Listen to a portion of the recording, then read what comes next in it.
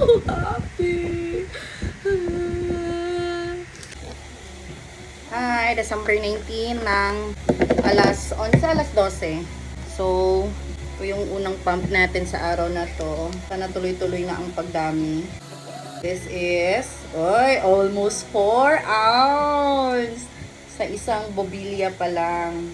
Umunti-unting bumabalik-balik lahat ng aking milk kahit na natin sa jam na mix na natin siya. Wala akong choice. Ayaw niya talagang mag-latch sa akin, guys. 6 lagpas onte, at least may improvement pa din.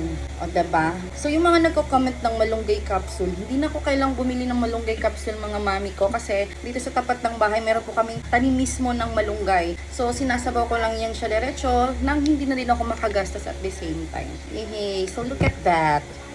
6 lagpas. Almost 7 na din. So, may improvement from 4 ounce, 4 ounce sa buong araw ng 2 session ng 30 minutes to naging 4 ounce each session. So, 8 ounce sa isang araw. Ngayon, each session, 6 na. So, nakaka-12 tayo sa isang araw.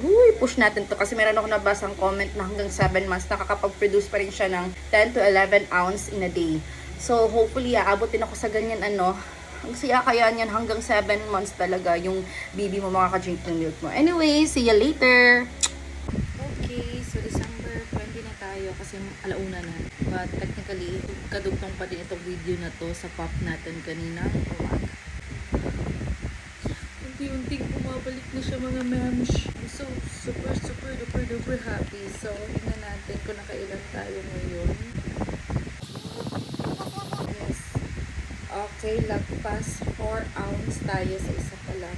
Hindi na siyang pumapalik. So, yun nga, legit. Kapag stress ka, mahirapan ka mag-produce ng milk. So, sobrang daming trabaho. Pero good problem. Kaya lang yun lang. I'm so happy! So, kaninang umaga naka-anim tayo at ngayong gabi, naka-almost 8 tayo, mga mems. I'm so happy, bumalik ka na ulit. Kaya lang na mix ko na si Jem, pero okay lang.